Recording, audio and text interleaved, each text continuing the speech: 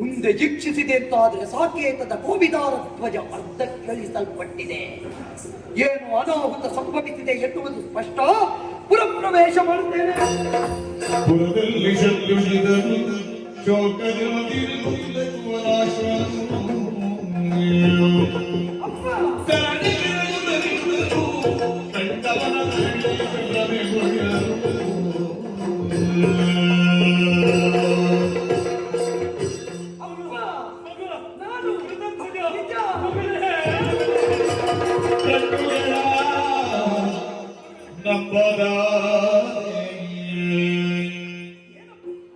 ಕಣ್ಣುಗಳ ನಂಬಲಾರೆ ಮಗನನ್ನು ಪ್ರಾಣಗಿರಿಯಬಹುದು.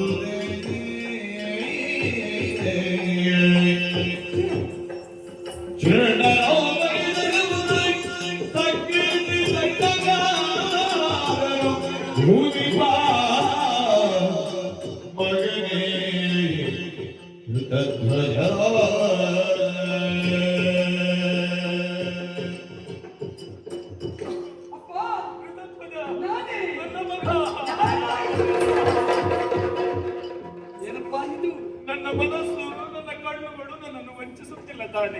ಅಪರಿಚಿತನನ್ನು ಈಕ್ಷಿಸಿದ ಹಾಗೆ ನನ್ನನ್ನು ಈಕ್ಷಿಸ್ತಾ ಇದ್ದೀರಿ. ಇದೇನು ಕನಸೋ ಅರ್ಥ ಆಗುವುದಿಲ್ಲ. ಯಾಕಪ್ಪ ಹೀಗೆ?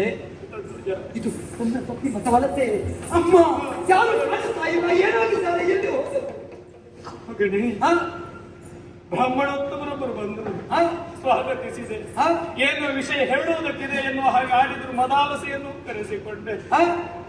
ದಿಗ್ವಿಜಯಾರ್ಥವಾಗಿ ಹೋದಂತಹ ನೀನು ಕಳರೆಲ್ಲರನ್ನು ನಿರ್ನಾಮ ಮಾಡುತ್ತಾ ಮಾಡುತ್ತಾ ಮುಂದುವರಿಯುತ್ತಾ ಇದ್ದ ಹಾಗೆ ದೀರ್ಘ ದೇಹಿಯೊಬ್ಬ ಬಂದ. ಋತಧ್ವಜನನ್ನು ಕೊಂದು ಕಡಗಿದ ಎನ್ನುವಂತಹ ಮಾತನ್ನು ಆಡಿದ. ಮಗನೇ, ನಂಬಿದಿರಿ?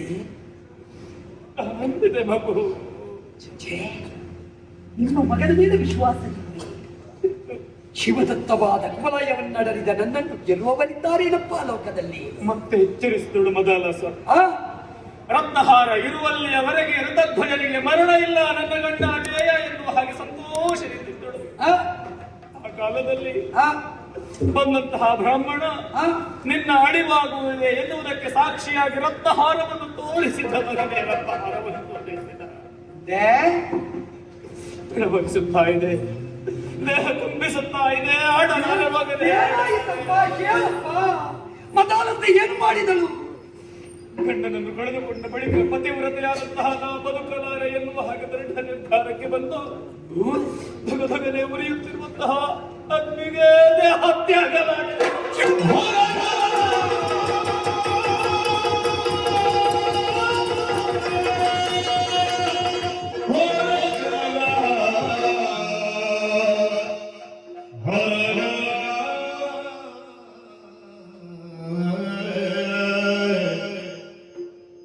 ಮುದ್ದು ಬಾರೆ ಮಡಿ ಸೋದರಿ ಶುದ್ಧ ಗುಣದ ದೇವಗೌರಿಯೇ ಜಾಣಿ ಸುಂದರಿ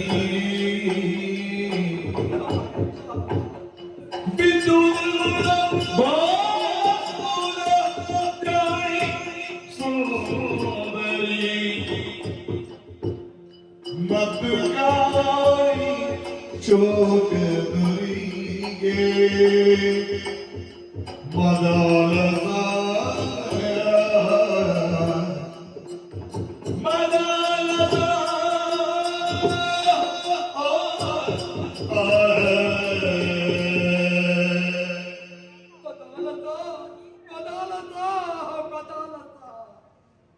ಏನು ಮಾಡಿಬಿಟ್ಟೆ ಮದಾಲಸ, ಏನು ಮಾಡಿಬಿಟ್ಟೆ? ನಿನ್ನ ಗಂಡನ ವಿಕ್ರಮದ ಬಗ್ಗೆ ನಿನಗೆ ಅರಿವಿಲ್ಲದೆ ಹೋಗಿದ್ದೇನೆ. ನನ್ನನ್ನು ವಂಚಿಸಿ ಈ ಪ್ರಪಂಚದಲ್ಲಿ ಬದುಕುವವರಿದ್ದಾರೇನೆ. ಯಾರನ್ನು ಗೆಲ್ಲಬಲ್ಲ ಯೋಗ್ಯತೆ ಉಳ್ಳ ನಿನ್ನ ಗಂಡನನ್ನು ಅನ್ಯರು ನುಡಿದಕ್ಕುಂಟೇ ಕಂಡೆ. ಕಳನೊಬ್ಬ ಬಂದ ವಿಪ್ರವೇಶದಿಂದ ನನ್ನನ್ನು ವಂಚಿಸುವುದಕ್ಕೆ, ನಿಮ್ಮನ್ನು ವಂಚಿಸಿ ನಿನ್ನ ಪ್ರಾಣ ತ್ಯಾಗಕ್ಕೆ ಕಾರಣವಾದನೆ. ನೀನಿಲ್ಲವಾದ ಮೇಲೆ ಈ ಭಜನೆಗೆ ಎಲ್ಲಿ ಬದುಕಿದೆ ಹೇಳು, ಎಲ್ಲಿ ಬದುಕಿದೆ? ದೇವಕನ್ನೆ ನೀನು ನರನೆಂಬ ಭಾವವನ್ನು ಕಾಣದೆ ನಾರಾಯಣತ್ವವನ್ನು ನನ್ನನ್ನು ಗುರುತಿಸಿ ನನ್ನನ್ನು ಲಕ್ಷ್ಮಿಯಂತೆ ವರಿಸಿದೆ. ಓ ಎನ್ನ ಭಾಗ್ಯಲಕ್ಷ್ಮಿ, ನೀನಿಲ್ಲವೇದೆ ಮಾದ ಮೇಲೆ ನನಗಿಲ್ಲಿ ಅಸ್ತಿತ್ವ ಹೇಳು. ಇಲ್ಲ ಬದಾಲತ ನನ್ನ ಬಾಳ ಸೌಧವೇ ಕುಸಿದು ಹೋಯಿತು, ಕುಸಿದು ಹೋಯಿತು. ಇನ್ನೇಕೆ ರಾಜ್ಯ, ಇನ್ನೇಕೆ ಕೋಶ, ಇನ್ನೇಕೆ ಬಲ, ಇನ್ನೇಕೆ ಅಧಿಕಾರ ಹೇಳು? ಇಲ್ಲ, ನೀನಿಲ್ಲವಾದ ಮೇಲೆ ವೃದ್ಧತ್ವಜನಿಗೆ ಬದುಕಿಲ್ಲ ಕಾಂತೆ, ಬದುಕಿಲ್ಲ.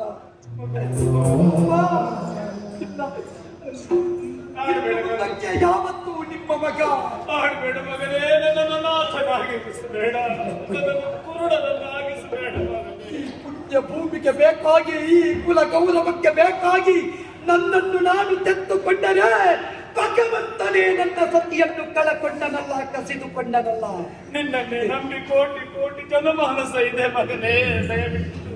ಇಲ್ಲಪ್ಪಯ್ಯ, ಇಲ್ಲ.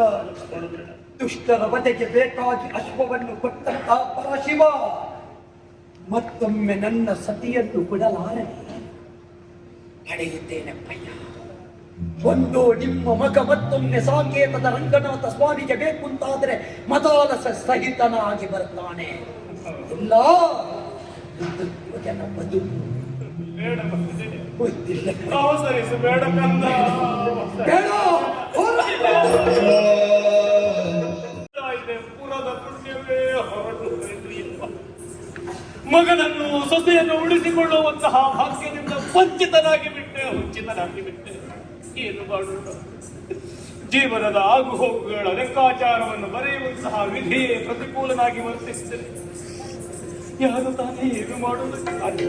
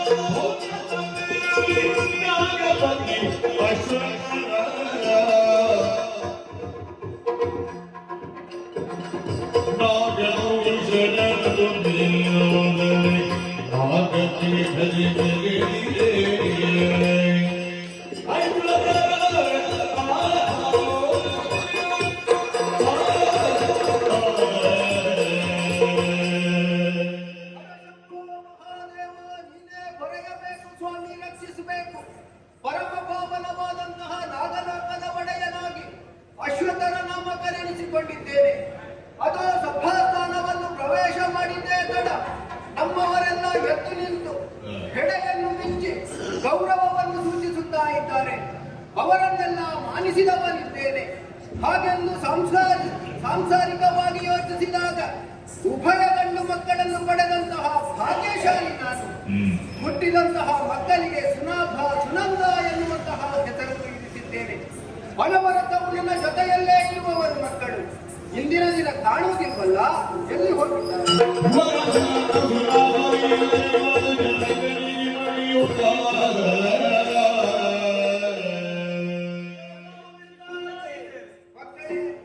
ನಿಮ್ಮ ಮುಖವನ್ನು ಕಂಡಾಗ ಆಶ್ಚರ್ಯವಾಗುತ್ತಾ ಇದೆ. ಮನಸ್ಸಿನ ಭಾವನೆಯನ್ನು ತಿಳಿಯುವುದಕ್ಕೆ ಮುಖ ಎನ್ನುವುದು ಕನ್ನಡಿಯಂತೆ.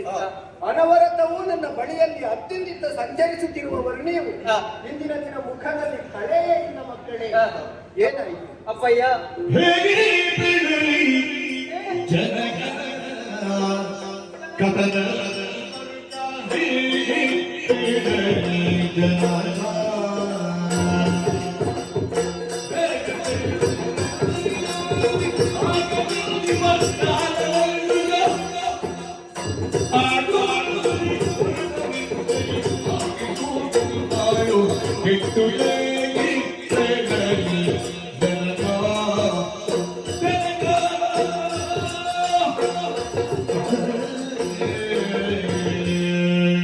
ತಂದೆಯವರೇ, ಮಕ್ಕಳೇ, ನಡೆದಂತಹ ವಿಷಯವನ್ನು ಯಾವ ರೀತಿ ಹೇಳಿಕೊಳ್ಳಬೇಕೆಂಬುದು ನಮಗೆ ಗೊತ್ತಾಗುವುದಿಲ್ಲಪ್ಪ. ಏನದು ಮಕ್ಕಳೇ?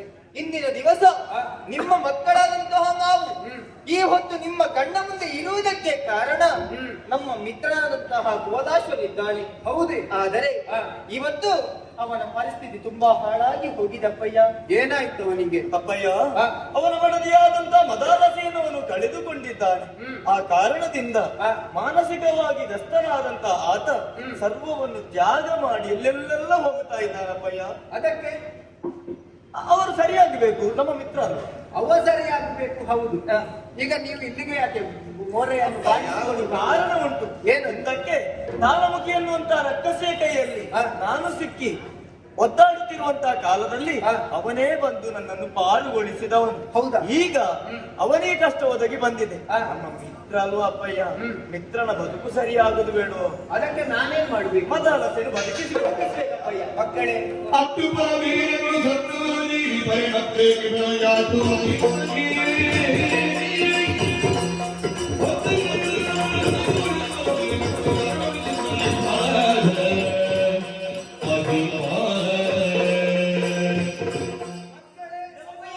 ನಿಮ್ಮದಾದಂತಹ ಮಾತುಗಳನ್ನು ಕೇಳಿದಾಗ ನನಗೆ ನಗು ಬರುತ್ತಾ ಇದೆ.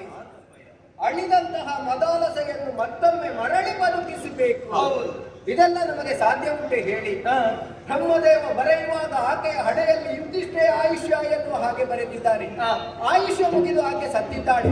ಹಾಗಾಗಿ ಮರಳಿ ಬದುಕಿಸುವಂತಹ ವ್ಯರ್ಥ ಕಾರ್ಯಕ್ಕೆ ಕೈ ಹಾಕುವುದು ಸರಿಯಲ್ಲ. ಇದೆಲ್ಲ ಭ್ರಮೆ.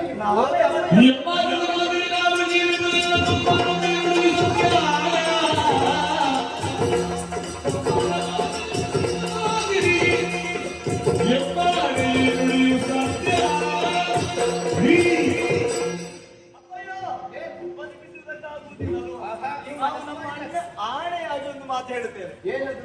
ಒಂದು ವೇಳೆ ಮದಾಲಸಿಯನ್ನು ನೀವು ಬದುಕಿಸದೆ ಉಳಿದಿರಿಂತಾದ್ರೆ ನಾವು ಜೀವಿಪರ. ಖಂಡಿತವಾಗಿಯೂ ಅಲ್ಲಿಯ ತನಕ ನೀವು ಮುಂದುವರಿಯಬಾರದು ಮಕ್ಕಳಿಗೆ.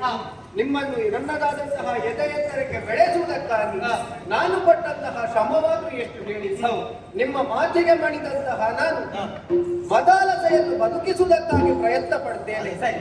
ಆದರೆ ಪ್ರಯತ್ನ ಎನ್ನುವುದು ನನ್ನದು, ಫಲ ಕೊಡುವವ ದೇವ. ಅಷ್ಟರ ತನಕ ತಪಸ್ಸನ್ನು ಆಚರಿಸಿ ನಾನು ಬರುವ ತನಕ ಪುರದ ರಕ್ಷಣೆಯನ್ನು ನಿಮ್ಮ ಹೋಗಿ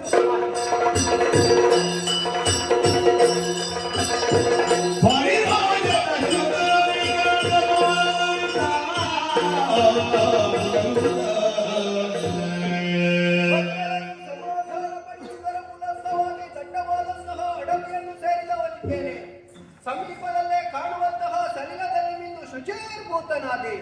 ಹಾಗಾದ್ರೆ ಜಗದೊಡತಿಯಾದಂತಹ ಶಾರದೆಯನ್ನು ಒಲಿಸುವುದಕ್ಕೆ ಇದುವೇ ಸುಸ್ಥಳ.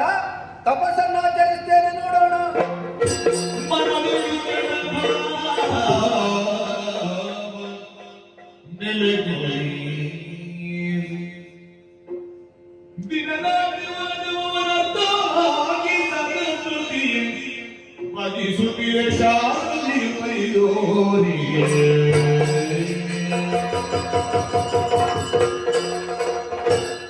सरस्वती नमस्तुभ्यं वरदे कामरूपिणि विद्यारम्भं करिष्यामि सिद्धिर्भवतु मे सदा.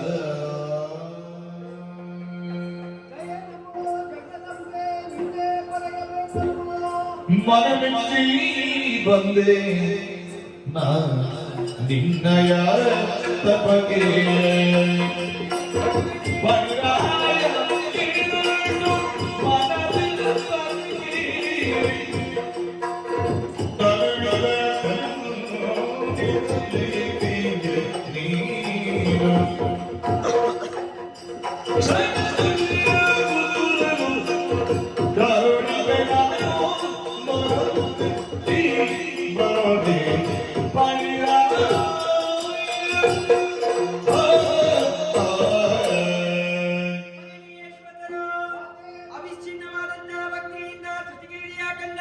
ನಿನ್ನ ಭಕ್ತಿಗೆ ಮೈದೋರಿದ್ದೇನೆ, ಏನು ಬರಬೇಕು ಕೇಳಿಕೋ ಕುಮಾರ. ತಾಯಿ ಭಾರತಿ ನಿರನನವಿದೆ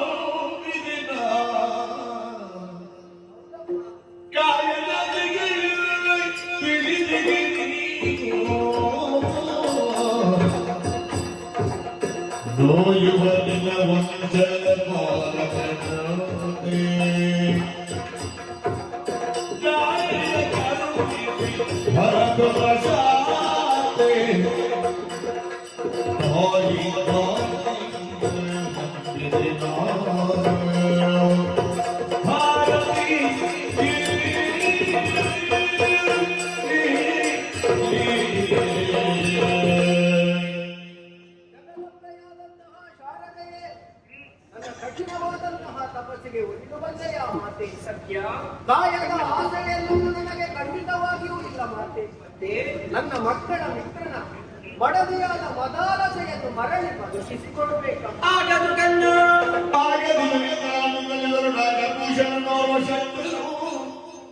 ವೇದದಲ್ಲಿ ಸಂಗೀತ ವಿದ್ಯೆಯ ತಿಳಿದಿ ಪೊರೆಯುವೆನು. ಮದಾಲಸೆಯನ್ನು ಬದುಕಿಸಬೇಕೆನ್ನುವುದಾಗಿ ಹೇಳುತ್ತಾ ಇದ್ದೀಯ. ಆ ಕಾರ್ಯದಿಂದ ಆಗದು ಕಲ್ಲ. ಇದಕ್ಕೆ ಓರ್ವ ಶಕ್ತನು ಆ ಪರಮೇಶ್ವರ. ಹಾಗಾಗಿ ಆತನನ್ನು ಒಲಿಸುವುದಕ್ಕೆ ಬೇಕಾಗಿ ಸಂಗೀತಾದಿ ವಿದ್ಯೆಗಳನ್ನು ನಿನಗೆ ಉಪದೇಶಿಸುವುದಕ್ಕಿದ್ದೇನೆ. ಕೇಳಿಕೋ ಕುಮಾರ.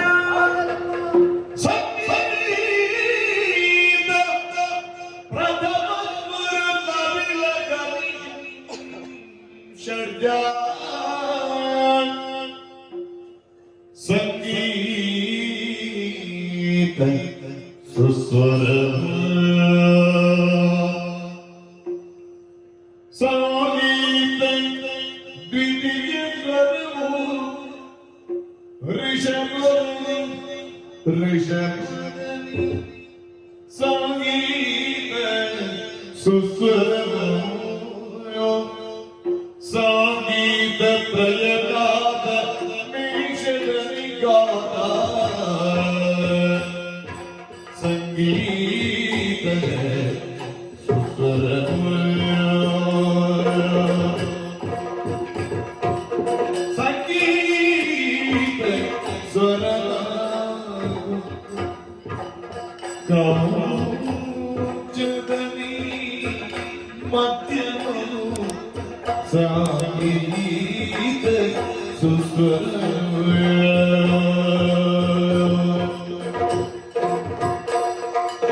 ಸಂಗೀತ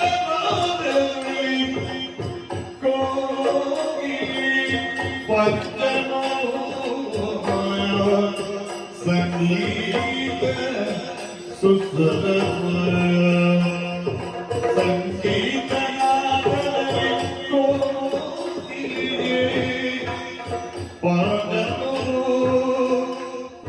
ಸಂಗೀತ ಸುಸ್ವರ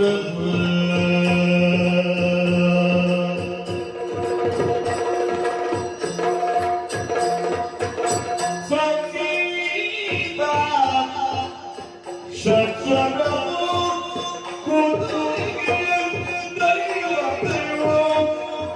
ಸಂಗೀತ ಸುಸ್ವರ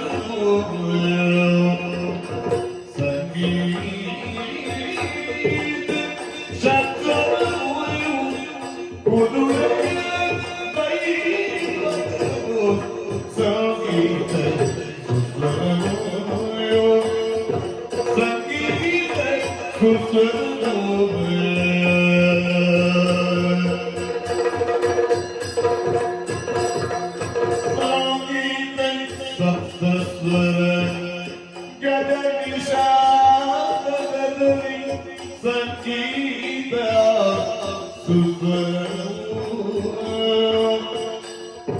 ಸಂಗೀತ ಸಪ್ತಸ್ವರ ಗದ ನಿಷಾದದಲ್ಲಿ ಸಂಗೀತ ಸುಸ್ವರ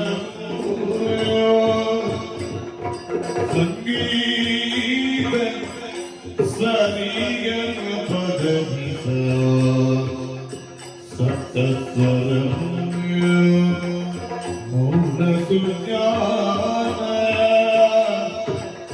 ನಟರಾಜನನಿ ಹೋಲಿಸು ನೀ ಮಗನೇ ಸಂಗೀತ ಅಶ್ವತರ